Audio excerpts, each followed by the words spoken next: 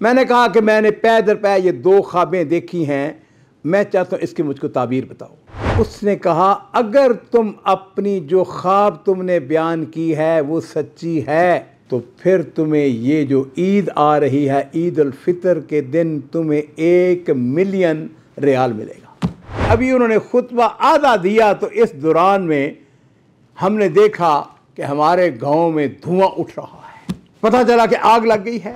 कहता है कि सुभान अल्लाह, जिस वक़्त मैं अपने घर में गया तो पता चला कि वो जो आग लगी है वो मेरे घर को लगी है। अस्सलामु अलैकुम वरहमतुल्लाहि वबरकातुहू। बिस्मिल्लाह वस्सलातु वस्सलामु अला रसूलिल्लाह। मज़ीद नाज़रीन कराम, बाज़ किस्से बड़े अजीब व गरीब होते हैं।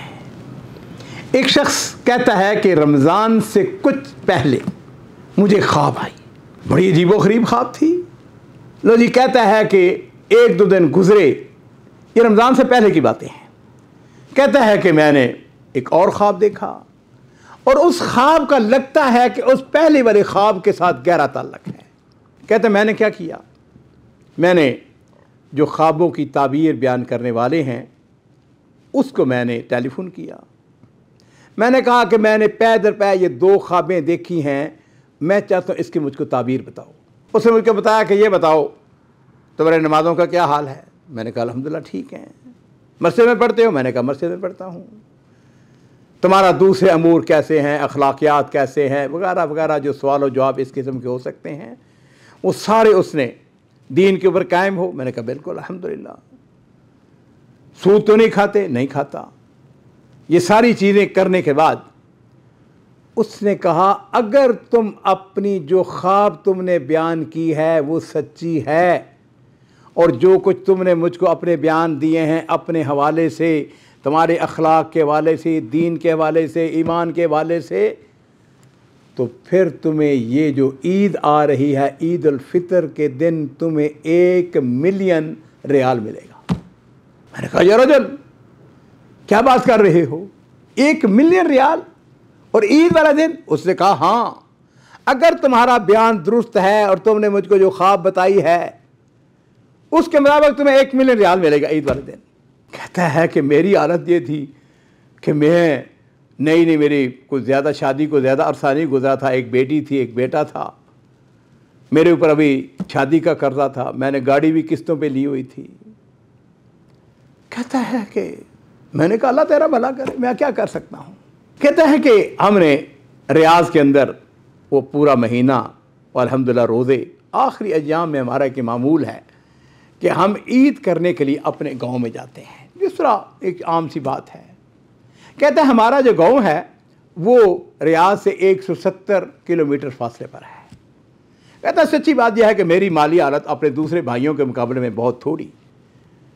मेरा घर जो है वो अभी पुराना एक कच्चा ही था, कोई इतना ख़ास वो ज़्यादा उसके ऊपर मैंने ख़र्चा नहीं किया हुआ था, लेकिन अपना घर था, 2-3 कमरे थे। उसके बरक्स मेरे जो सगे भाई थे बड़े, उन्होंने माशाल्लाह अपने अपने विल्ले अपने गांव में बनाए हुए थे और बड़े अच्छी ज़िंदगी गुजार कर रहे थे। कहता है कि ईद से 2-3 दिन पहले हम पहुंच गए, बीवी मेरे साथ, बच्चे मेरे साथ, अल्हम्दुलिल्लाह। नाज़रीन इकराम, कहता है कि हमारे गांव में जो ईद की नमाज है वो गांव से बाहर दूर जाके उसको अदा करते हैं और यही मामूल है हमारे छोटे देहातों के अंदर।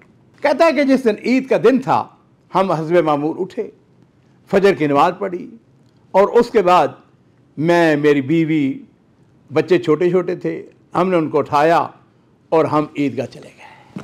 कहता है कि नमाज का जब वक्त हुआ, इमाम साहब आए, उन्होंने आके नमाज पढ़ाई, ईद की नमाज़ पढ़ाई। उसके बाद वो मिंबर पर चढ़े, उन्होंने खुतबा पहला दिया।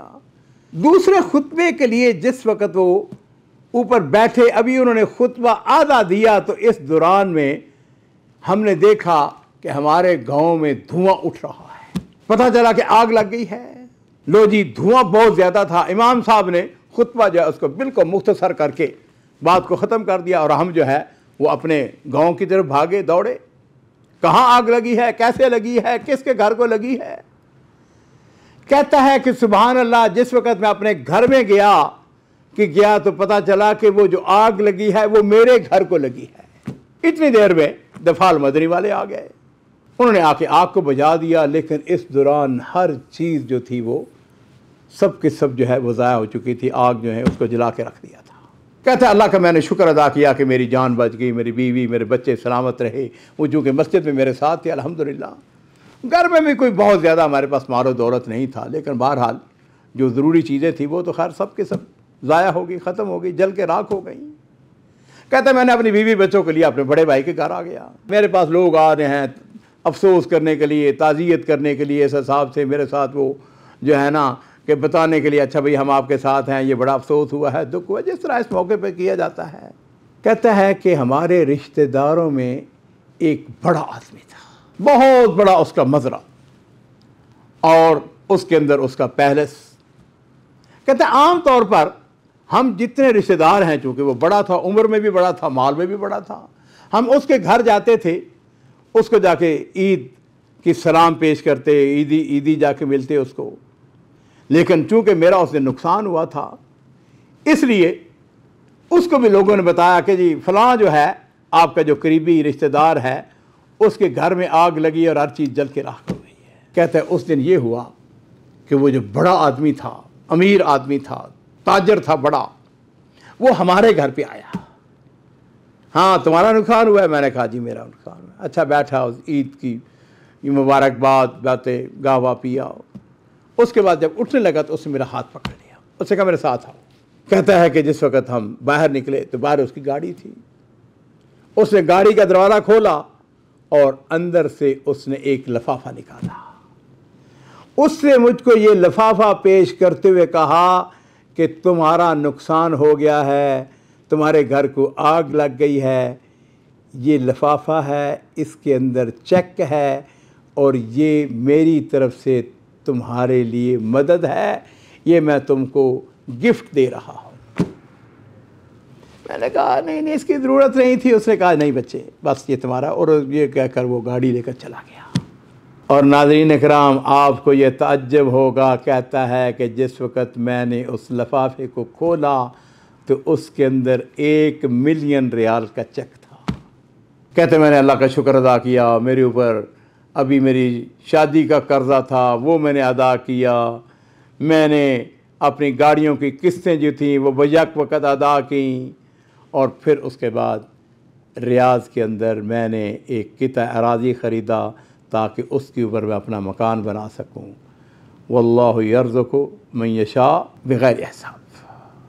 अल्लाह ताला जिसको चाहते हैं बग़ैर हिसाब किताब के उसको दौलत अता फरमा देते हैं।